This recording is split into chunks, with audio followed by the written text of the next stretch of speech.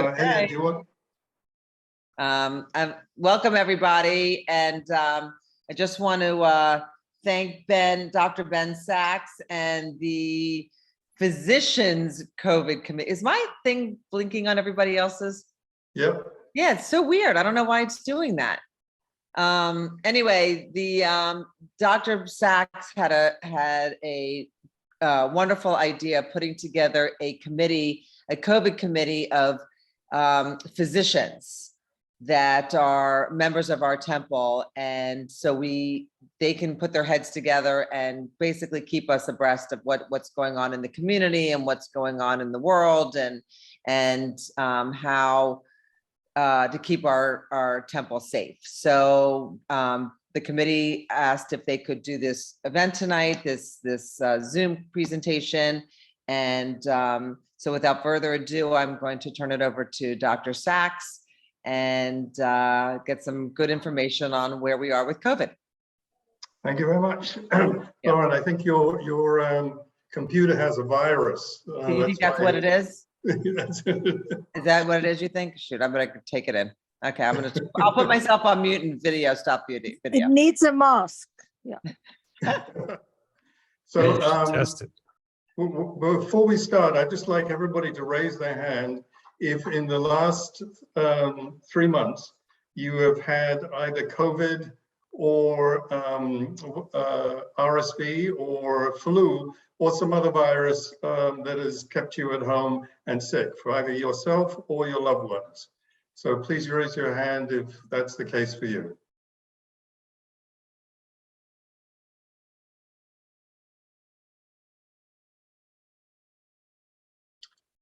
Well, there's a healthy crowd.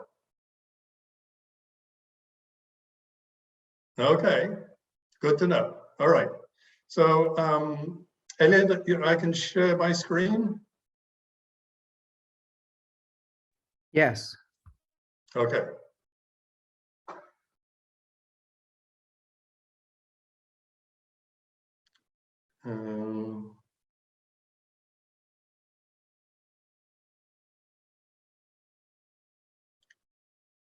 One second, I've got to find the presentation.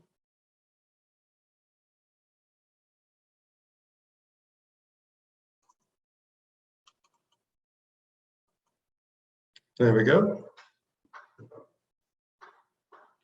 All right, so the Journal of American Medical Association about a month ago posed the following question: COVID-19, the beginning of the end or the end of the beginning? And I thought that would be a very appropriate way to try and deal with this talk today. So as Lauren indicated, we formed a TBS Physician Advisory Committee, and the names of the people are shown here. Randy Brodsky, Eric Faber, Ken Hurwitz, Isaac Calvario, Valda Kay, myself, and Errol Saskon. And all of them, everybody comes from different backgrounds and has something different to contribute. And the idea is to monitor the situation and give advice for the synagogue as we move forward, either in this pandemic or future pandemics. Now, somebody did ask me, what's my background and why am I doing this talk and what's my educational background? So excuse me, because I don't usually do this, and a couple of friends have advised me who are on this Zoom today to just reflect on where I've come from. So I was born and dragged up in London, England, literally dragged up. I went to medical school in London, which is straight out of high school now, Imperial College. And then via the University of Toronto for a year, I went to Harvard, and I was at Harvard from 1978 to 2007, a total of 29 years. My background is in clinical medicine, trained at the Brigham and Women's Hospital. I have a degree in public health and health policy. And the Brigham and Women sent me to the CDC as a visiting scientist for a year. And then when I moved to the Beth Israel Deaconess Medical Center, they sent me off to the business school to learn some management experience. I was a full professor at Harvard Medical School and Harvard School of Public Health, as well as the president of the physician organization and the head of obstetrics and gynecology. So in 2007, the feds asked me to go to New Orleans post Hurricane Katrina And my title was SVP and Dean, but my real job was to lead the recovery of the city's health system and of Tulane University, and I was there for a total of 6 years. I was then an international consultant in healthcare, telling everybody what to do. Nobody listened to me, so I gave that up after 2 years. And I decided to go to Israel to study history and archaeology, ended up spending a couple of years in Israel, and was a professor at the Technion Tel Aviv University.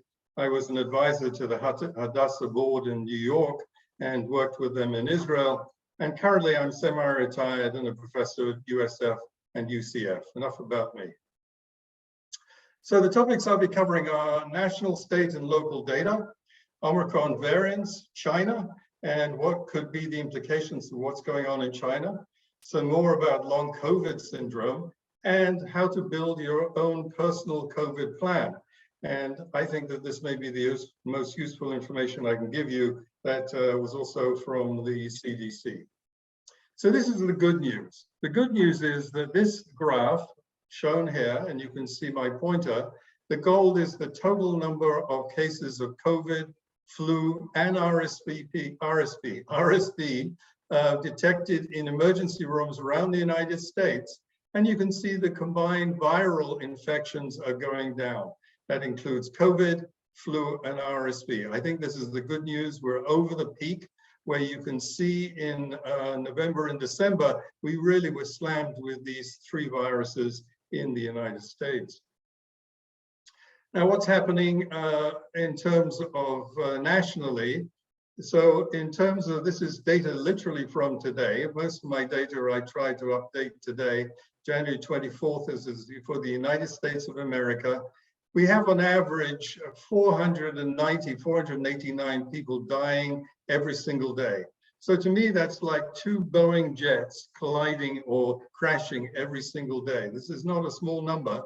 But the interesting and the disturbing thing is the number of deaths have gone up 42% in the United States over the last 2 weeks. And probably the reason is that death is a lagging indicator after a number of cases. Because as we see, hospitalizations have gone down by 23% over the same period. So we're seeing an accumulation of people dying from COVID. Now, who's getting hospitalized? As you can see, this line, the top line here, may be a little difficult to make out, are for people 70 plus. And you can see the huge difference in hospitalization rates between people who are 70 plus and those who are even 60 to 69. So here's the people who are 70 plus this week in the United States versus people 60 to 69 at the moment. And you can see throughout this pandemic, people who are older, like me, are at greater risk for hospitalization.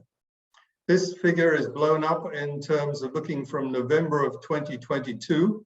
And you can see that this line here is, again, people who are 70 plus, and this is for people who are 60 to 69. And you can see just the huge gap in terms of hospitalization rates from COVID.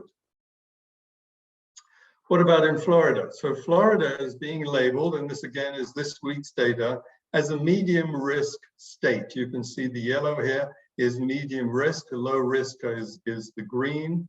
And here you can see a risk that's slightly higher in the Miami-Dade area.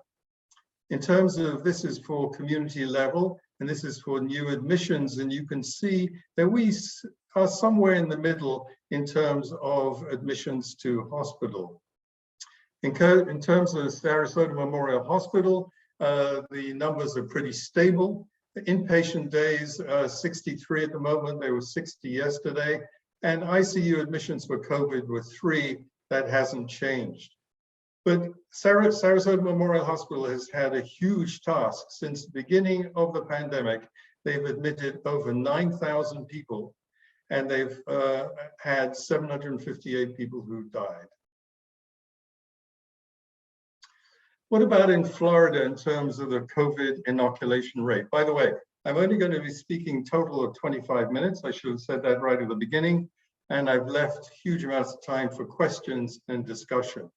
So Florida COVID inoculation rates, we are the 4th lowest in the United States behind the great states of Mississippi, Alabama, Louisiana, and Georgia.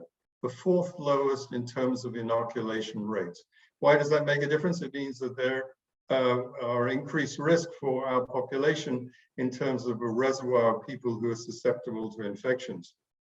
Only 10% of Floridians have received the bivalent booster, only 10% compared to 15% across the country. And in Floridians who are 65 plus, people over 65, 28% have been vaccinated and boosted compared to 40% in the United States. So people over 65, also in Florida, and we make up a disproportionate percentage of the population in Florida, numbers of people who've been vaccinated and boosted is less than the United States. Just to reiterate a point I've been making over and over again, COVID-19 vaccines do not prevent infection. They prevent severe illness. They do not prevent infection. Back in 2020, when the mRNA vaccine was first rolled out for the original Wuhan strain, it did prevent infection and severe illness. Because of all these new variants, the COVID vaccines available today, including the booster shots, do not seem to reduce the risk of infection, but they prevent severe illness. Now, most of us are using home antigen diagnostic tests. So when we're feeling sick, or we've encountered somebody with COVID, or we're recovering from COVID, we are testing ourselves at home, and that doesn't get into the national data. So we can't track in the same way the number of people who are getting infected.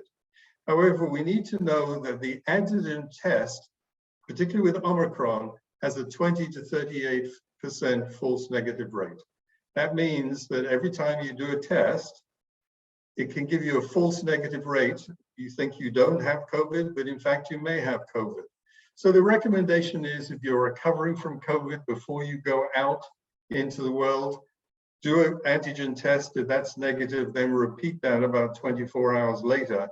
2 negative tests are a whole lot better than 1 because of this high false negative rate.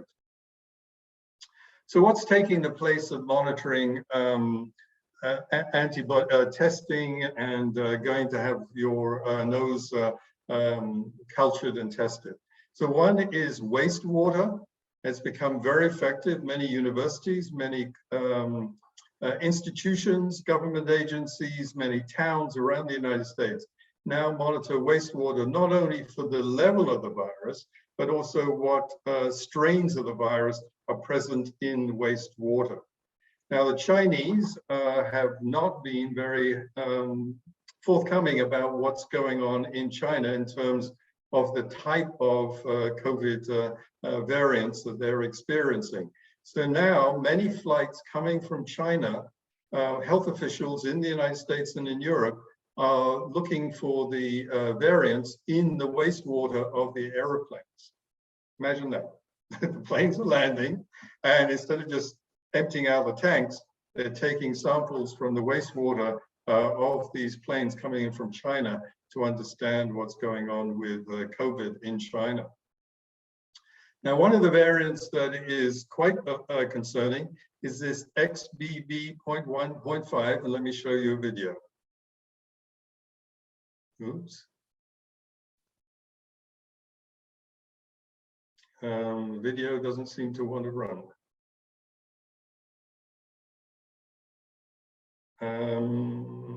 You want me to try it?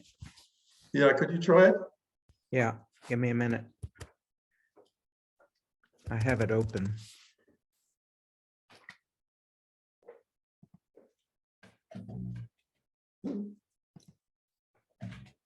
You know what slide number that is? 14.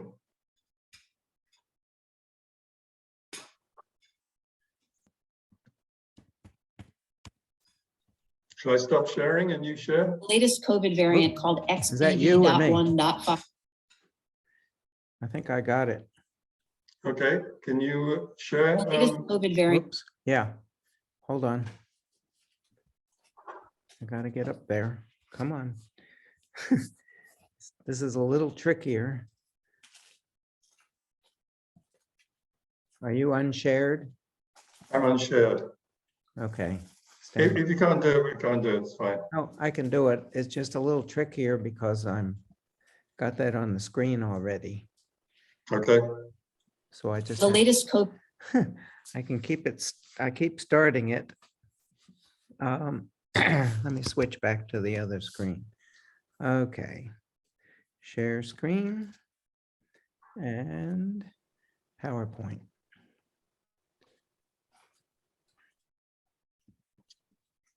no, go back, go back, go back.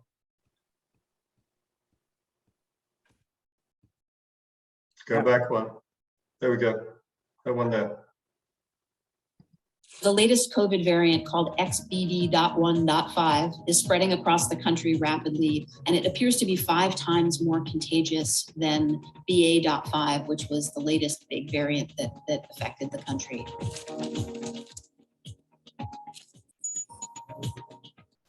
This new variant is more contagious than previous ones. That's always the case. Every new variant that spreads has to be more contagious or it wouldn't spread.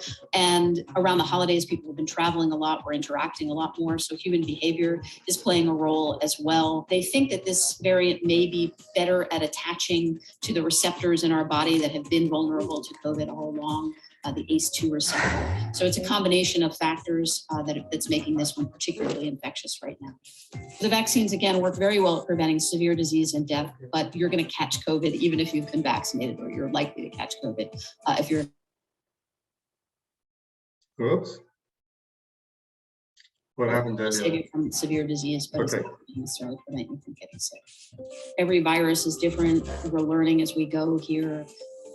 And I think the fact that there are still so many infections around the world is what's causing this continuation of variants. It's especially believed to be people who are immune compromised, who can't fight off the virus, who it percolates within them for some period of time. And that's how the variants seem to be developing. So the fewer people infected, the fewer immune compromised people infected, the better off we'll be over the long term, but that hasn't happened yet, unfortunately. Ella, do you want to continue? If you like this video. I can. Okay, advance slide, next slide. The latest COVID. No, there we go. Okay, so the XBB.1.5 is 70% of cases in the Northeast and growing in Florida. It's 5 times more contagious than the early Omicron variant and 5 times more contagious than the original virus. Doesn't appear to cause more serious illness, evades natural and vaccine-induced immunity, and can cause COVID reinfection. So if you had a COVID infection with a previous strain, you can acquire COVID yet again with this XBB, which is beginning to come into Florida. Next slide.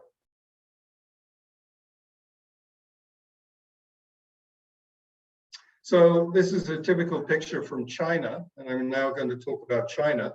This is a picture from one of the main hospitals in Beijing, and we'll remind you of pictures from New York in 2020, when the virus really hit the United States around March and April of 2020.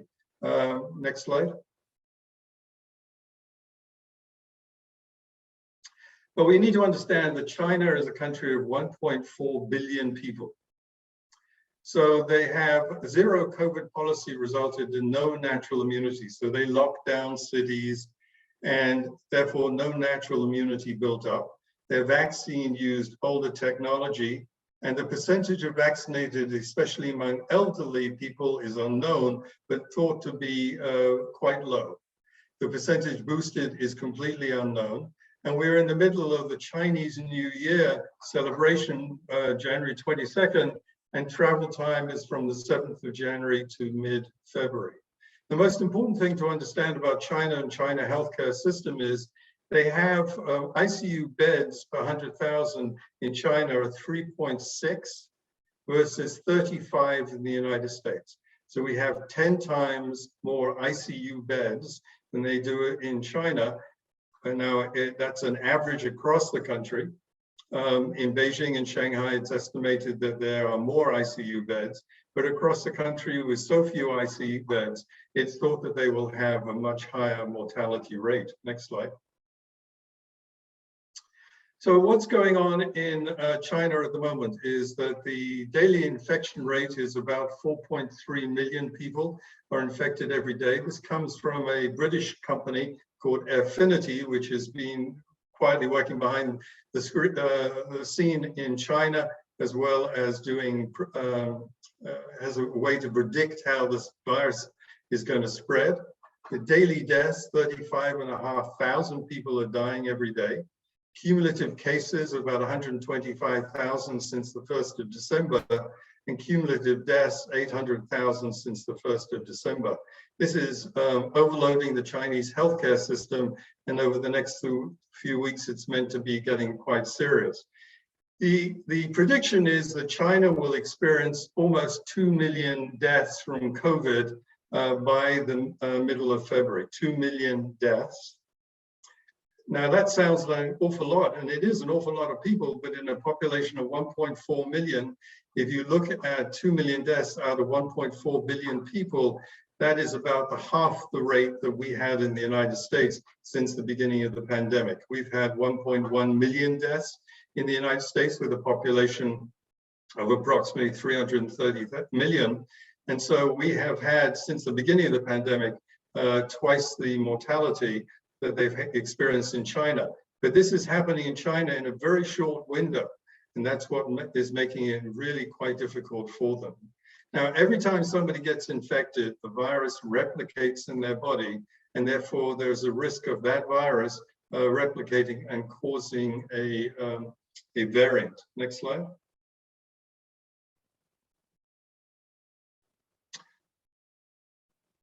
In China, there's a variant of concern, which is either described as BF.7 or BA.5, et cetera, et cetera, et cetera. It's the main variant which is currently spreading in Beijing and is contributing to the previous slide, Elliot, okay. Is spreading across China. The UK Health Security Agency has labeled this variant one of the most concerning variants. It has a shorter incubation period. That means from the time you encounter somebody with the infection till you start having symptoms is shorter. It has greater capacity to reinfect people and people who are vaccinated. So it seems to penetrate people's immunity much easier.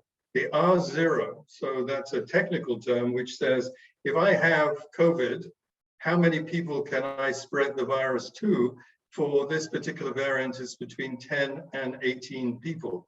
For Omicron, it's 5 people.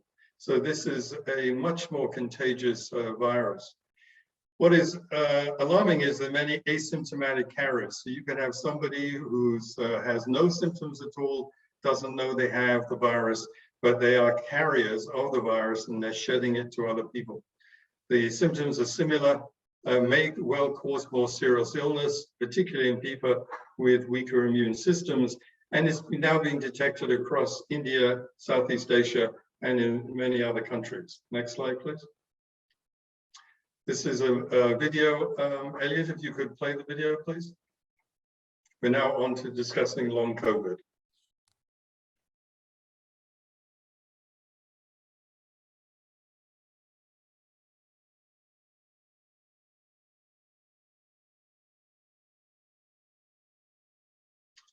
I think we've lost the sound earlier.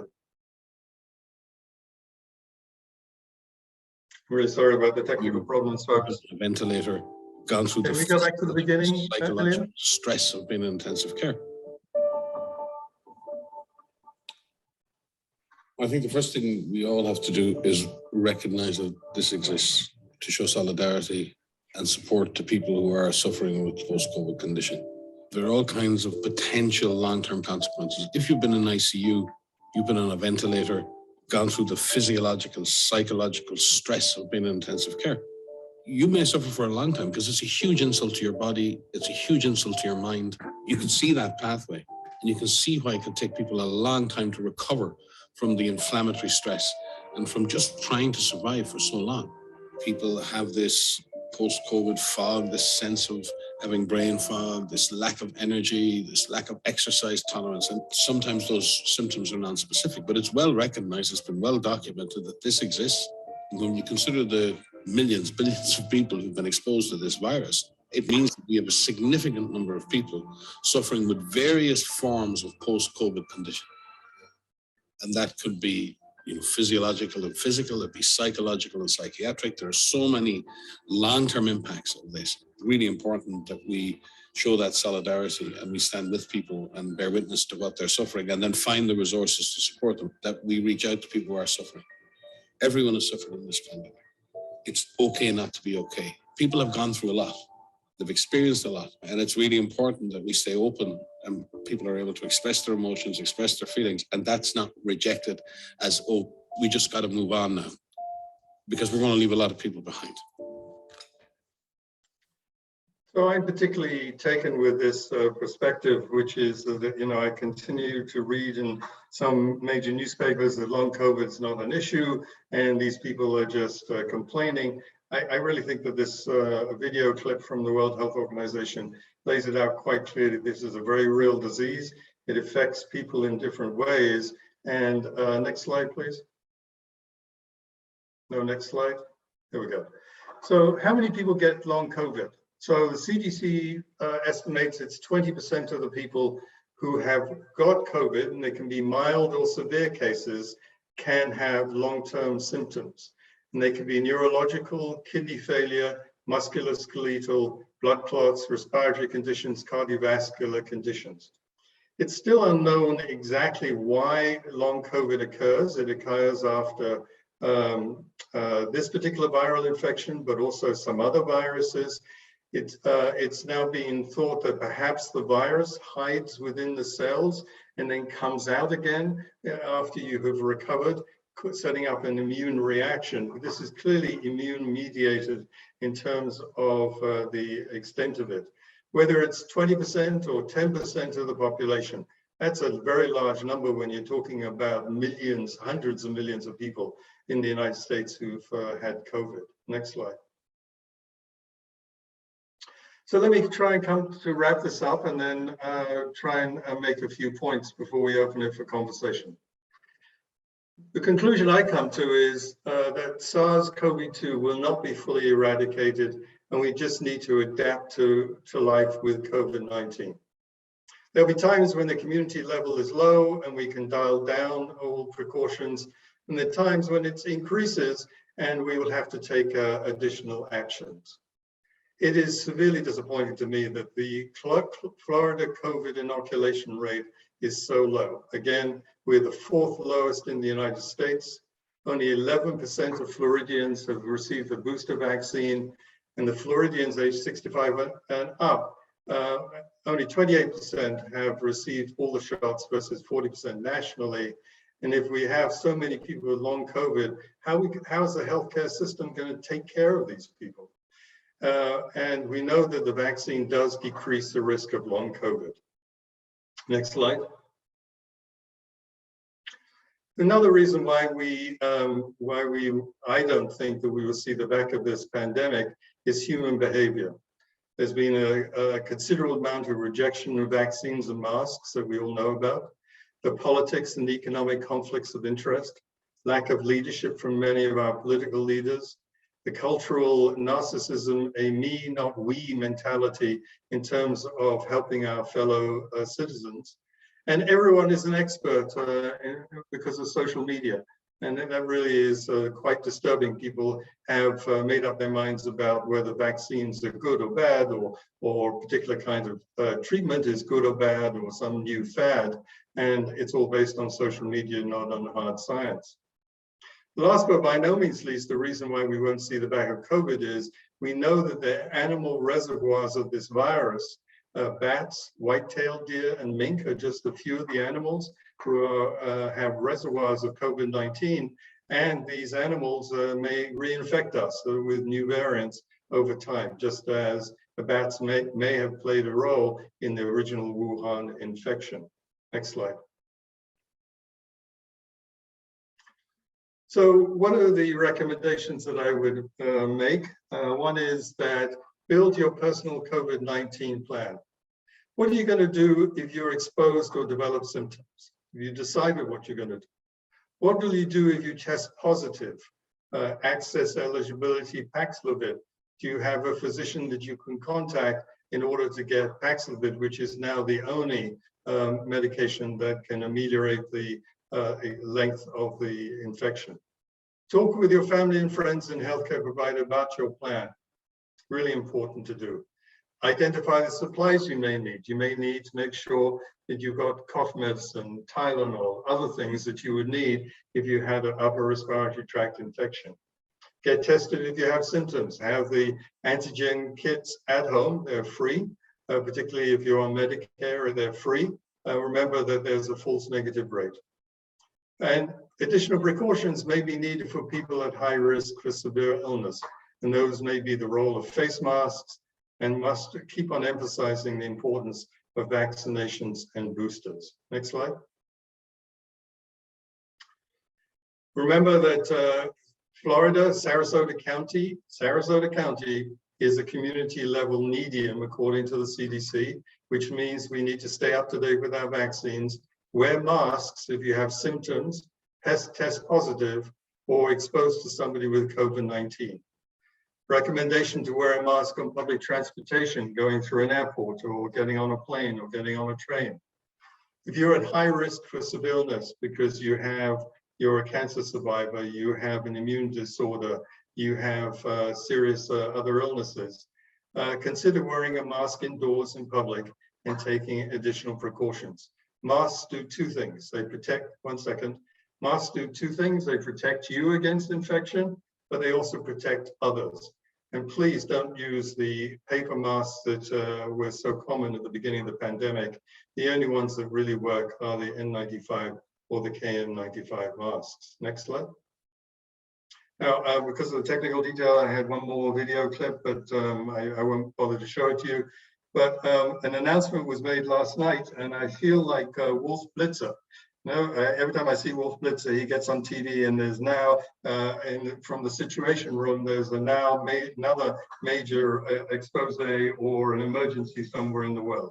I feel like my Wolf Blitzer moment is that I had added a slide last night, but because of these technical issues, I can't show it. But what is essentially happening is the FDA came out with a recommendation last night that they will begin to suggest, and it will be discussed on Thursday in a major meeting this Thursday, that people will get annual booster shots. They will no longer be shots every few months or whatever have you. There'll be one vaccination time per year, and you can probably get your flu and your COVID vaccine at the same time, which will make life much easier.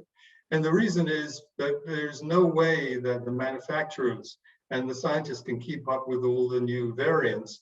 And every time there's a new variant and we try to make a vaccine against that variant, by the time there's enough supply of the vaccine, another new variant has emerged. I would say that this recommendation by the CDC, by the FDA is a good one. Next slide.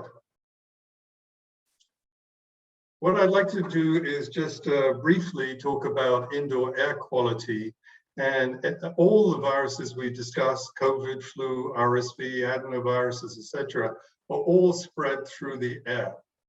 And the ability of the transmission of the virus is due to air turnover and filtration. So like when you get on a plane, they turn over the air very frequently, and they have excellent filtration mechanism. In a study just published from Harvard, they determined that if I stand next to somebody and I take a deep breath, 3% of the air that I bring into my lungs comes from the person standing next to me. Now, 3% doesn't sound like a lot, but if I take in 3% of what they exhale into my lungs, that's more than enough for me to get whatever viruses they have in their airway into my system. That's why indoor air quality is so important. You know, we pride ourselves, and I pride myself in living in a house that is heavily insulated. You know, my energy bill is much lower, but it means there's far less turnover of air. In the old days, you used to go to your office and open the windows or open the windows in your homes, but most of us keep our windows closed and have run the air conditioning, and the air conditioning systems don't have adequate filtration mechanisms.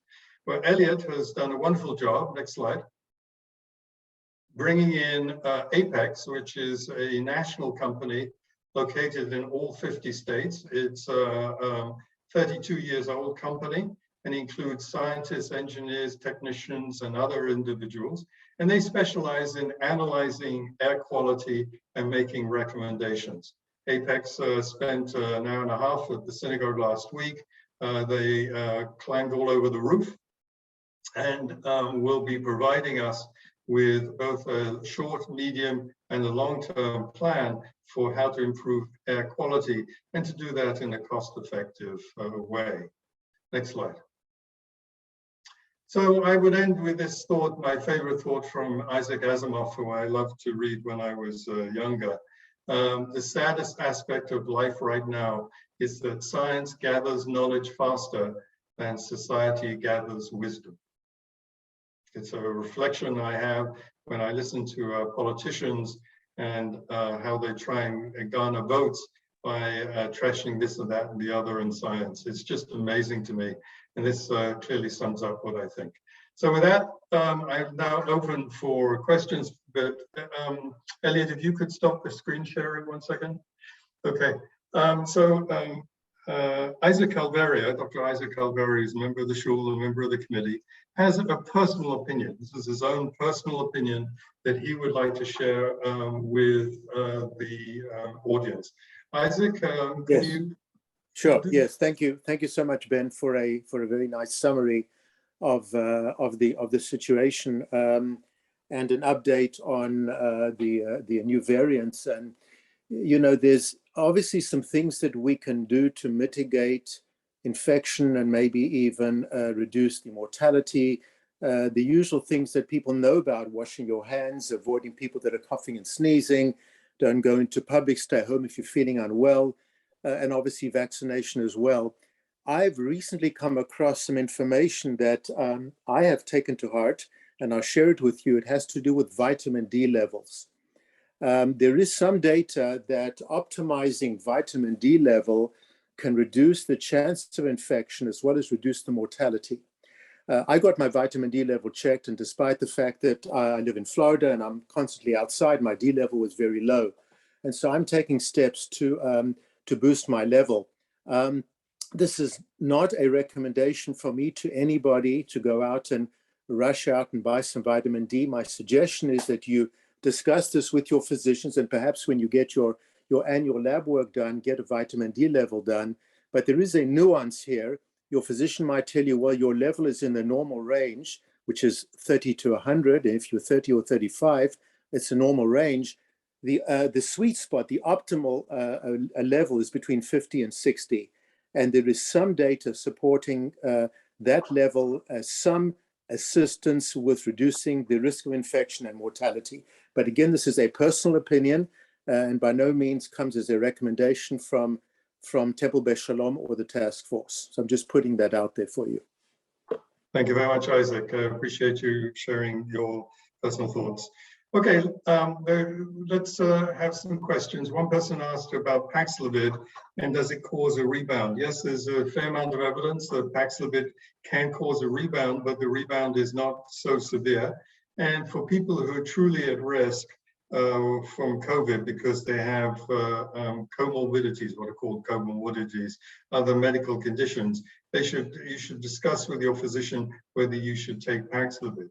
There are also some contraindications to taking Paxlovid and some interactions with medications that you may be taking. So Paxlovid is a complicated subject, and I would recommend for you to talk to your physician either in advance, which is what the last slide showed in terms of being prepared for if you get infected, but if not, being able to call your doc and talking to your doc about whether you should be on Paxlovid and what are the risks and benefits for you in particular.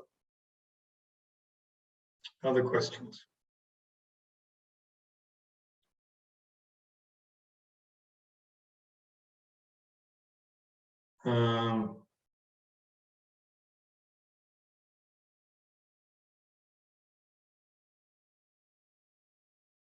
Can you speak to symptoms? My understanding is that initially it was respiratory, but current variants indicate joint pain.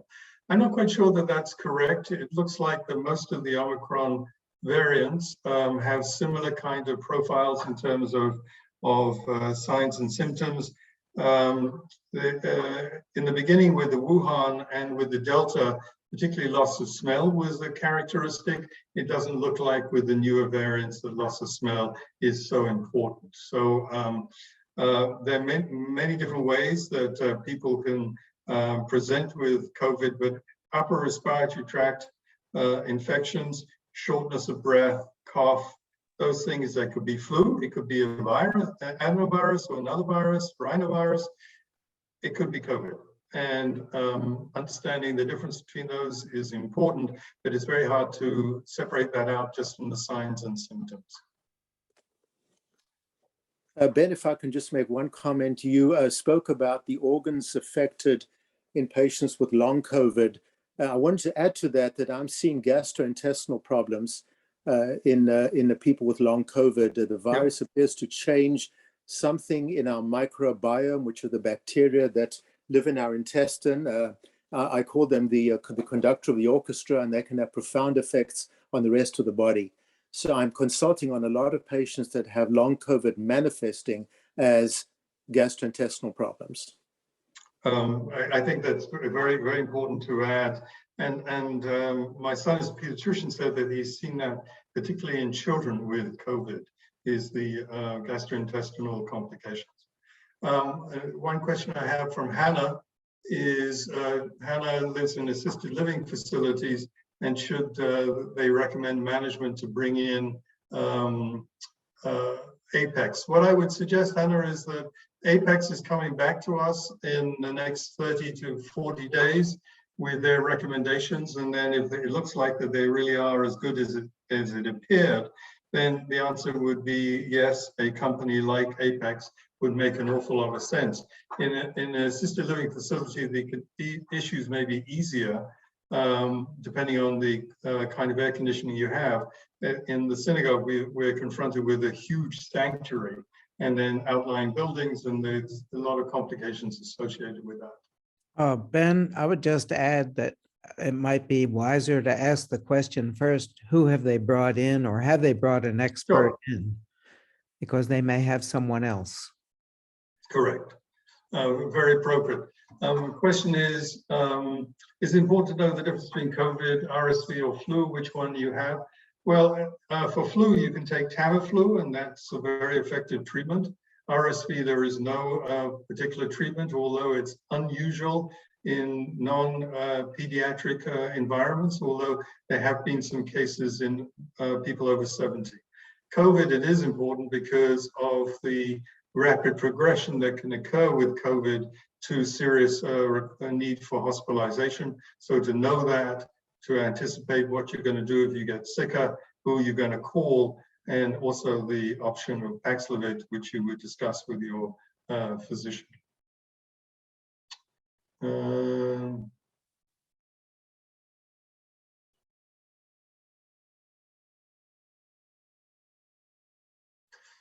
So the question is, the synagogue currently says 6 days after symptoms or positive tests, we can go back to TBS with a mask. Does that include if you still test positive?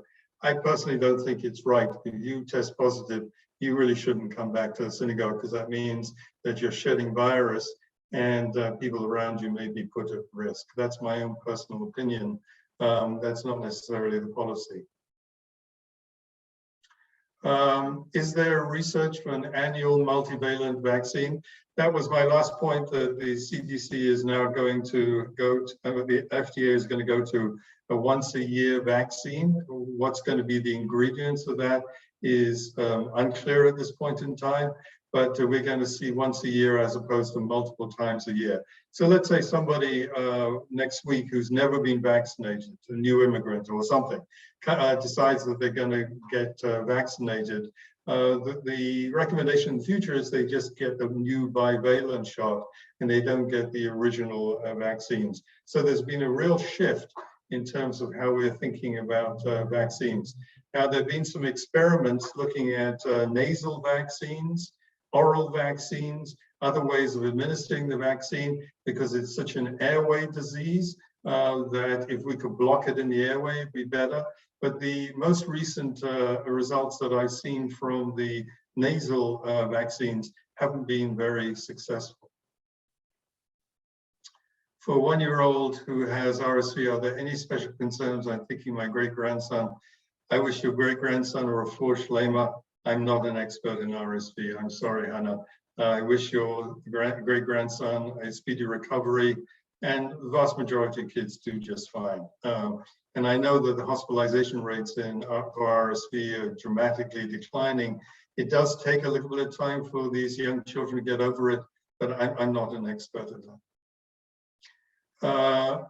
How effective are N95 masks that are regularly worn?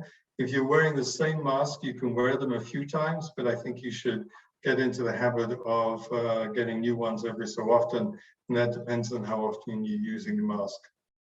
Is it possible to be over-vaccinated? Now, there's been some real scaremongering recently, and I'm afraid our governor played some role in this in a press conference last week. I have not seen any hard evidence that it's possible to be over-vaccinated. I don't think that there's any reason, if you've had the 2 original shots and to be boosted yet again 4 to 6 or 8 weeks later. You should discuss with your physician how often you should be boosted. But as I said, we're moving to once-a-year vaccination. And let me perhaps make a point here about vaccines. Vaccines do 2 things. They first of all increase our humoral antibodies. That's your antibody test that you can get in LabCorp. And those humoral antibodies, put it simply, protect you against getting infection. But the long-term prevention against getting serious infection are the T cells. And those T cells, the cellular immunity, also stimulated by the vaccines, seem to last a long time. It's very hard to actually measure those T cells. So it's not something that's routinely done.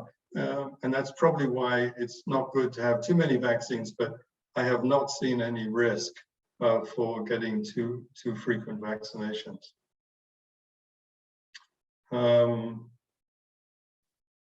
Terry Hayden has a question. Terry, do you want to unmute yourself?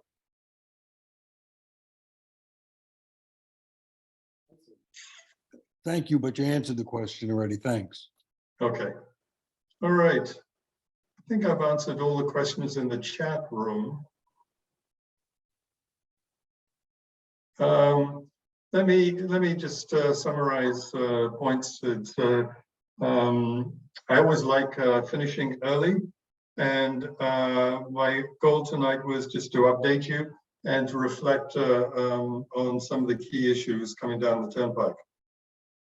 The good news is that the 3 viruses clearly are on the wane and across the country, and we have somehow got through. We have got through the trifecta pandemic in October, November, December, and early January this year. The people who are still being admitted at higher levels than others are people over the age of 70, and particularly those with comorbidities and immune deficiency conditions. We know that there is a variant that is spreading in the Northeast that's likely to come down with the snowbirds called XBB. It's unclear how that's going to affect us in Florida, but so far the epidemiology of this particular variant is that you can, even if you've had COVID before and vaccinated, you can get infected, but the vaccine does seem to prevent you getting seriously ill from XBB. The variant coming out of China is more disturbing, and it's unclear how that's going to affect us. Don't forget, if hundreds of millions of people in China are getting COVID as we speak, hundreds. I mean, it's just mind-boggling just to even think about the number of people in China who all of a sudden are getting infected with COVID. How many of them are going to be the petri dish for development of new variants? And that's what most public health people are staying up at night worrying about. I covered long COVID. I believe it's a serious issue. We should have deep sympathy for people who have long COVID, and the incidence of long COVID may be between 10 and 20% of people who have been infected before, and it could be people who have had mild symptoms. I personally sit in the mask section in shul, and I wear a mask. I do it in part to make a point, I'll admit that, but it is that there should be a place, and I'm glad the shul has gone along with it, a place for people who feel more comfortable to be surrounded by others who are wearing masks and taking precautions. At this point in time, there's, people need to make an individual decision as to their risks. They need to watch the newspapers or the news in terms of whether these variants are really hitting our county and our state, and may want to think about the next step, which is being masked, particularly in crowded areas. And last but by no means least, under Elliot's leadership, we're looking at new ways of perhaps improving the air quality in the shul, which would make a huge difference in the future, because there will be other viruses, there will be other flu pandemics, there will be other times that we are at risk, and having a sanctuary that is safe would be a wonderful place, because we could keep it open more longer, and also reassure people that this is a safe place to come and to pray and to commune and meet our friends. So with that, thank you very much. Unless there are any last minute questions. I just want to say thank you, Ben, and thank you to the Physicians Advisory Committee. I know that you guys will be meeting on a regular basis and keeping us abreast of any new updates or anything that we need to be concerned about. I don't think we're going to, this is not going to be a weekly Zoom session or even monthly, but that being said, if the Physicians Advisory Committee feels that they need to get something out to us as a general message, then we will reconvene and send out another Zoom link. But I really appreciate it. This was excellent. Thank you. Thank you very much, everybody. I wish everybody stay healthy, stay well, and look forward to seeing you on Shabbat. Just a quick one for Elliot. Elliot, can you tell everyone how this will be available? Made available. Is this going to be made available on the website? Yeah, I'll, as soon as it uploads, I'll send it to Troy, and then he can put it on the website. Thank you. Good night, everybody. Okay, thank you. Good night, and thank you. Thank you, Ben.